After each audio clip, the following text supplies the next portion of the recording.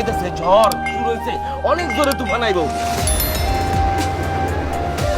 My name is Faris Eshad. Introduce you our new DMD. জুতা দিয়ে শাটাং করে মারো। কত বস দেখলাম, আসলো আর গেল। এসব কিছু করেছি আমার ফ্লেক্সিবিলিটির জন্য। একদিকে যেমন সিনেমায় হিরো শাকিব খান, অপরদিকে নাটকে হিরো মুশফিক আর ফারহান। এতদিন তো মুশফিক আর ফারহানের ইমোশনাল কমেডিয়ান নাটক দেখে এসেছেন, কিন্তু এখন পর্যন্ত কি তার শিক্ষণীয় নাটকগুলো দেখেছেন? আজকের ভিডিও নির্মিত মুশফিক আর ফারহানের শিক্ষণীয় 5টি নাটক নিয়ে।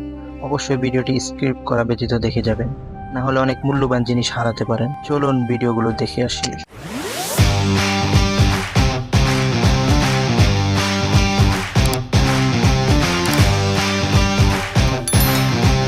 নাম্বার 5 এ যেই নাটকটি রয়েছে সেটির নাম দালাল।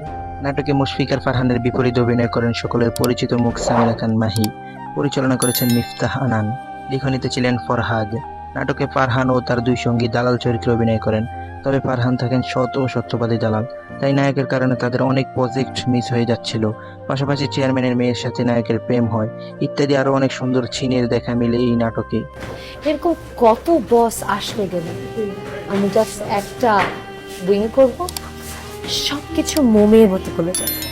So just wait and watch, তাকে আসতে হবে।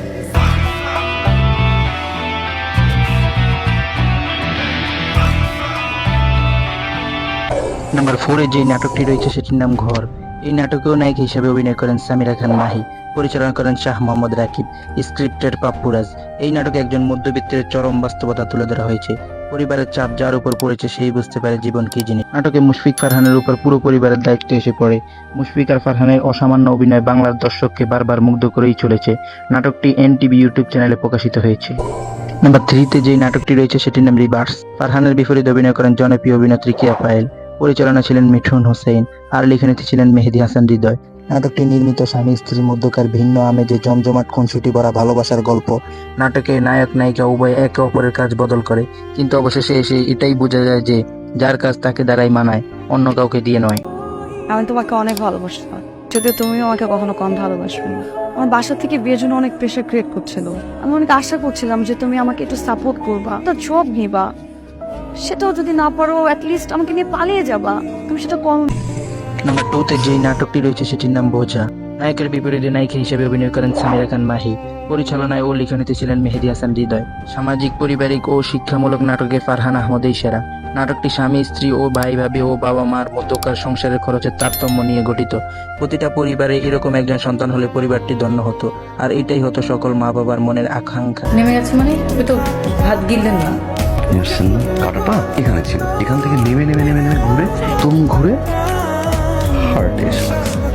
নাম্বার 1 এ যে নাটকটি রয়েছে সেটির নাম নূরজাহান। ফারহানের বিপরীতে অভিনয় করেন বাংলার বর্তমান ক্রাশ সাদিয়া আইমান। পরিচালনা ছিলেন মিফতাহ আনান। লিখনিতে ছিলেন ফরহাদ। ফারহান এবং সাদিয়া আইমানের এই নাটকে নারীর ভালোবাসা তুলে ধরা হয়েছে। এরকম নারী যার কপালে আছে আসলেই সেই সত্যি ভাগ্যবান। একটা মেয়ে যে একটা ছেলের জন্য এতটা পাগল হতে পারে তা এই নাটক না দেখলে বুঝতে পারবেন না। নারী যদি ভালোবাসে তাহলে এইভাবেই ভালোবাসে। আচ্ছা, তুমি কোন ক্লাসে পড়েন? Honours second year. You're beautiful. ও থাকলে এই কথাটাই বলতো, সুন্দর মেয়ে অনেক সেকেন্ড ইয়ারে পড়ে। আপনার বন্ধু গুট্টু থাকলে আর কি বলতো? আপনার চোখ অনেক সুন্দর, অনেক মায়া আপনার চোখে। পরিশেষে একটাই কথা, আমরা যেমন সুন্দর সুন্দর ভিডিও দিয়ে আপনাদের আনন্দ দেই, তেমনিভাবে আপনারাও আমাদেরকে লাইক সাবস্ক্রাইব করে উৎসাহিত করবেন, যাতে করে পরবর্তীতে আরো ভালো ভিডিও আপনাদের সামনে তুলে ধরতে পারি। ধন্যবাদ, ভালো থাকবেন, সুস্থ থাকবেন, আল্লাহ হাফেজ।